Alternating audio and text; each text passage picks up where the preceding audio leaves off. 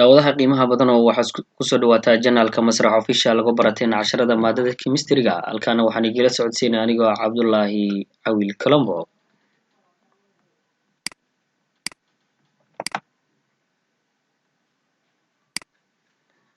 waxaan rabnaa daawade inaan magacoono waxa la yiraahdo alkenes. hore waxaan usoo baranay alkenka magacaabidiisa laakiin waxaan rabnaa maanta inaan barano waxa la yiraahdo alkenes. alkeneska markaan magacaabayno waxaa loo magacaabaa laba hab oo la yiraahdo common system iyo waxa la yiraahdo IUPAC. common systemka hore ayaa usoo baranay laakiin sharciga marka laga hadlayo IUPAC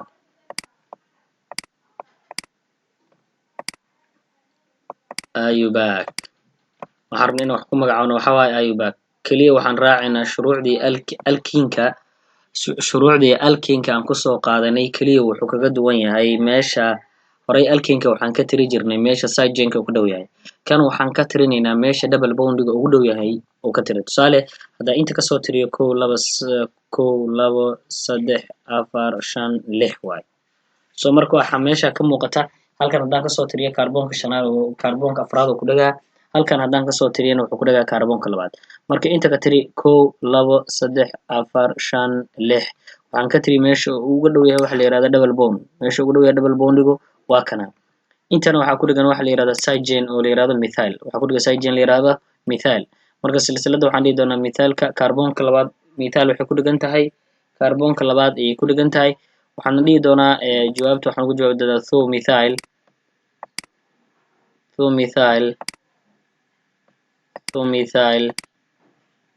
methyl wuxuu ku dhagan yahay kaarboonka labaad ayuu ku dhagan yahay methyl getin double bondigana wuxuu ku dhagan yahay kaarboonka labaad waxaan dhihi doonaa silsiladan waa maxay waa gan wuxuu ka dhagan yahay kaarboonka labaad ayaa double bond ku dhagan yahay tusaale ahaan oo kale marka waxaan leeyahay hexene tusaale ahaan oo kale hex markaan dhaho gadaal waxaan ka siraacina waxa la yiraahdo hexene waxaa iska leh alkenka en gadaalgalaha loo isticmaalo waa maxay waa waxa la yiraahdo en gadaalgalahan ayaa la isticmaalaa oo la yiraahdo en gadaalgalahan ayaa lagu daraa waxa la yiraahdo alkenka waa kana waa ugu dambeeyaaba xarfaas ugu dambeeya maxaa ayaa lagu dari doonaa estas ka reeb alkene en ayaa gadaal looga dari doonaa marka silsilada ugu dheer waa hexene waa 6 kaarboon hexene 2 waxay ka dhigan tahay kaarboonka labaad double bond ka dhigan yahay hab casri ayaa hab kale oo waxa jira asagana loo magacaabi karo waxa jira or habkan kale inaad isticmaali karto muhiim waaye tusaale kale methyl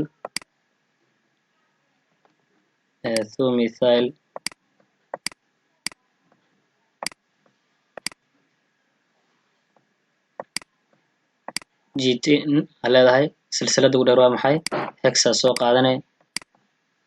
silsilada ugu dheer hexa soo qaadanay leedahay hex markaad tiraahdo getin leedahay double bondi kaarboon ku dhagay kaarboonka labaad leedahay getin leedahay waxa uga daray wax la yiraahdo en uga daray en ayaad uga daraysaa habkan waa loo magacaabi karaa marka la fiiriyo alkeneska sidoo kale waxaan fiiri doonaa wax la yiraahdo meeshan waxa yaala tusaalaha labaad double bondiga wuxuu ku dhagan yahay kaarboonka labaad ayuu ku dhagan yahay maadaama kaarboonka labaad double bondigu oo ku dhagan yahay waxaan leenahay silsiladuna ay tahay 9 oo ay tahay wax la yiraahdo nonene ay tahay nonene waxaa meeshan yaala side chain la yiraahdo B iyo C iyo F iyo M ayaa taal alphabetka order A iyo B iyo C waa taqaan alphabetka ilaa Z oo kale xarfaha meesha ku yaal kan waa B ka bilowda waxa ugu horeeya alphabetical orderka horta waxa ugu horeeya markii la yiraahdo la xaliyo xarafka ugu horeeya waa B xarafka ku xiga muxuu noqon doonaa C xarafka ku xiga wuxuu noqon doonaa F xarafka ku xiga wuxuu noqon doonaa methyl oo M ah waxaa leeyahay ustaado B meeqa jeer side chain taan leeyahay fiirina inta ku magacaabi doonaa B markaan kaarboonka shanaad marna way ku dhigan tahay marna kaarboonka lixaad ay ku dhigan tahay laba jeer side chain marka waxaan leenahay wax la yiraahdo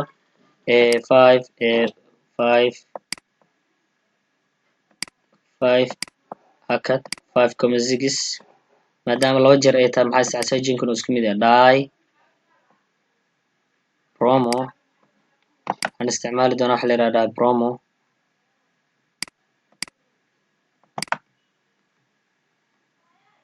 waxa la yiraahdo dibromo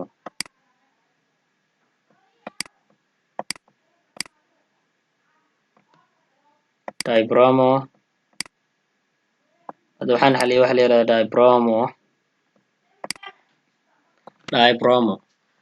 waxaan xaliyay b ayaan xaliyay c meeqa jeer cygen tahay mar kaarboonka afraad ay ku dhigan tahay marna kaarboonka lixaad ay ku dhigan tahay mar kaarboonka afraad ay ku dhigan tahay marna kaarboonka lixaad ay ku dhigan tahay jiitina leeyahay mar waxay ku dhigan tahay kaarboonka afraad ay cygen ku tahay waxaa tirahdaa hakad oo koma ah marna waxay ku tahay kaarboonka lixaad ay waxay ku tahay cygen mar waxaan isticmaali doonaa jiitin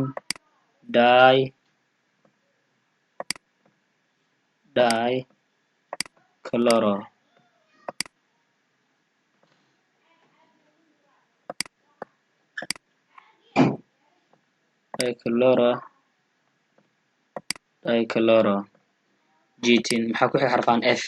f meeqa jeer cygenta mar waxay ku dhigan tahay kaarboonka afraad mar waxay ku dhigan tahay kaarboonka shanaad ku dhigan tahay waxaan leeyahay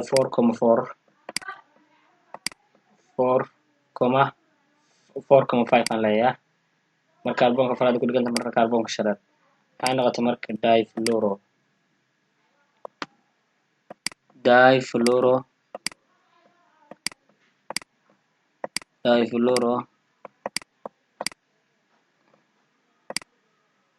difluoro marka 4 difluoro waxaa kaloo kusoo hartay kaarboonka labaad waxaa ku dhigan waxa la yidhaha methyl waxaa noqon doonaa thumethyl kaarboonka labaad maxaa ku dhigan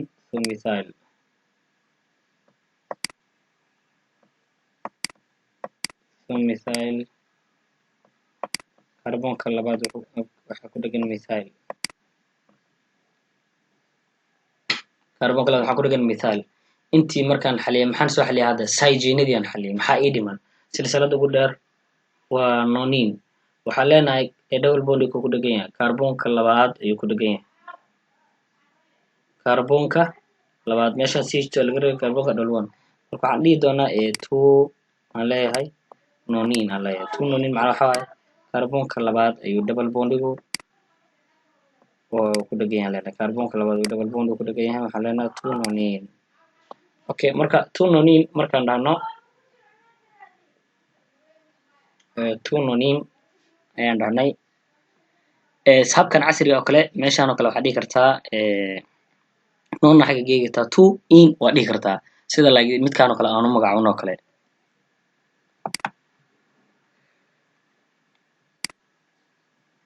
hadda kan oo kale fiiri haddaan inta kasoo tiriyo waa 1 2 3 intaa ka tiriyna marka 1 2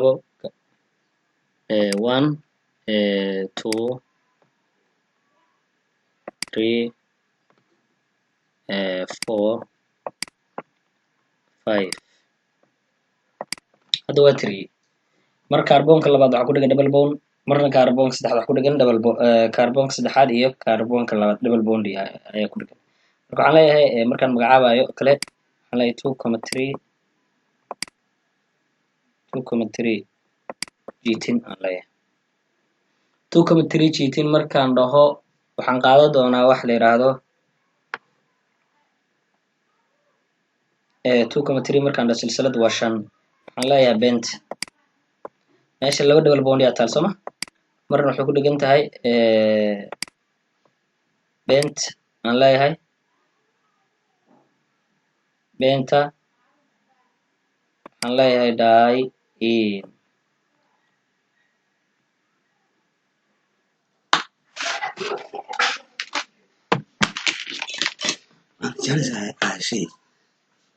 iqabo casharkaan ka dhamayn rabaa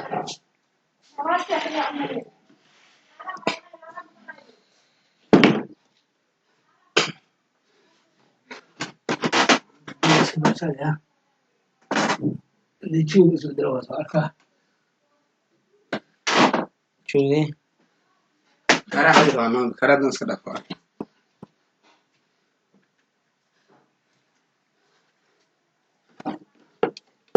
فقعدنا كان يتكلم أنا تعرف أول كتير دي ريت تعرف جوا يا كم يمشي دي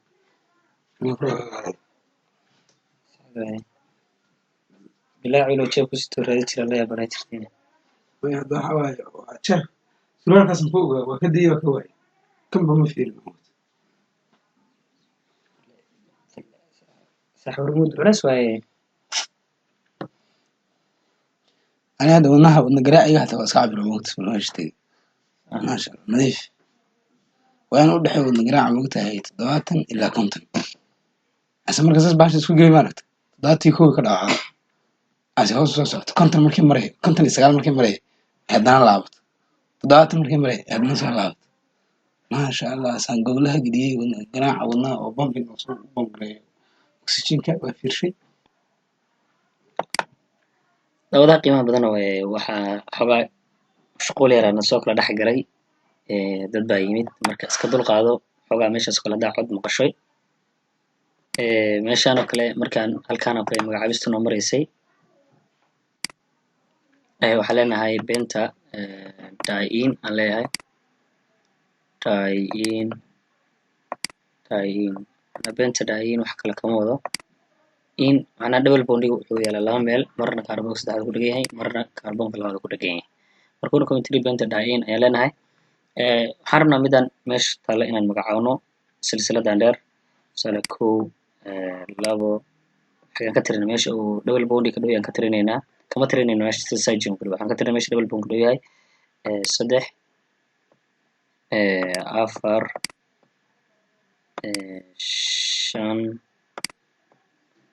6 haddii la weydiiyo kaarboonka shanaad laba mithaal midna kor kaysta midna hoos kaysta marka waxaan dhihi doonaa markaan magacaabayno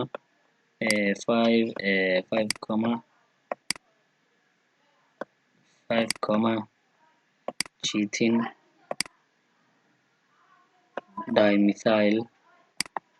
dimethyl ayaan leenahay waa marka qoraalka si fiican u saxinaa dimethyl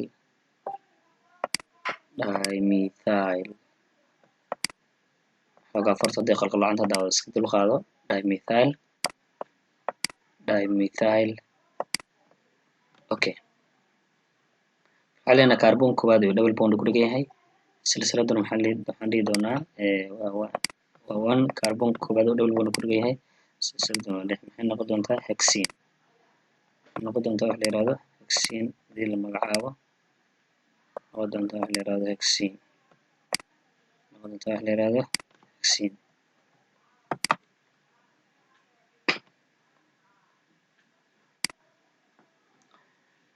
dawadaha qiimaha badan oo waxaa laga tiriyey alkiina magacaabayna meesha double bondiga ka dhow yahay ayaan ka tirinay waxaan leenahay horta alphabetical order waxa meeshaan yaala waa propyl waxa meeshaan yaala waa maxay waa propyl inta propyl ku dhegan intana propyl kaarboonka saddexaad iyo kaarboonka afraad labada way kala dhegan yihiin marka haddii su-aashaas la isweydiiyo waxaa la rabaa in laga jawaabo ayaa muhiim ah waxaan dhihi doonaa waxa la yiraahdo 1,4 meeshaan oo kale oo hadda rabnaa inaan magacaawno daawadaha inta badan idinka rabnaa inaan niidayno kan waxaa u qaadanaysiin dipropyl ayaa u qaadanaysiin kan iyo kan tusaalahaan oo kale kan isaguna waxaa waaye waa propyl marka kaarboonka saddexaad iyo kaarboonka afraad kulligeen u kala magacaabe waxaad dhihi doontaa oo kale double bondiga kaarboonka koowaad uu ku dhegan yahay tusaale inta markaad fiirisid waxaa waaye 1 kan wuxuu ku dhegan yahay kaarboonka saddexaad kaarboonkooda iyo kaarboonka saddexaad waxaa ku dhegan double bond silsiladuna waa 6 markii aad magacaabaysid marka side chainka marka hore la hormariyaa kaarboonka saddexaad iyo kaarboonka afraad tusaalahaan oo kale 3,4 dipropyl markaad tiraahdid jitin markaad tiraahdid waxaa lagaa rabaa inaad tiraahdid 1,3 hexa 1,3 hexa die-in 5 wine inaad dhahdid 5 wine saas inaad u magacaawida lagaa rabaa laakiin adaa sameyna hadda aniga afkaan kaaga sheegaa tusaalahaan oo kale kan oo kale xaggee ka tirinay meesha double bond ku dhegan ka tiriyay inta waxaa yaala kaarboonka toddobaad waxaa ku dhegan waxa la yiraahdo side chain la yiraahdo mithaal ayaa ku dhegan maadaama mithaal uu ku dhegan yahay double bondigan inta waa hadda waxaa lagaa rabaa side chain-kana soo hormarinay side chain-ka markaad soo hormarisid markaad soo hormarisid double bondiga meesha ku jira muujinay silsilada gadaal kasii raacinay marka waxaan jeclahay kan inaad magacaabi kartiin idinka ayaa niidaynaa daawadaha qiimaha badan daawade waxaan kaa codsanaynaa haddii aad janaalka ku cusub tahay inaad noo saartid subscribe sidoo kale asxaabta aad kusoo xirtid waxaa laga yaabaa casharada inaan la daahnay oo casharo badan iyo waqtigu ay is saamaxayn waa mashquul badan ayaa jira laakiin maadaama chapter 1 iyo chapter 2 iyo chapter 3 inta badan imtixaanada u badnaan doonaan waxaan rajeynayaa in saddexdan chapter aan bixi doono sidoo kale waxaa jira su-aalo sidoo kale soo socda oo ardayda by WhatsApp group aan kusii doono haddii la yiraahdo marka daawadayaal aad ayaad umahadsantihiin casharkan iyo casharka xiga ayaa noo balana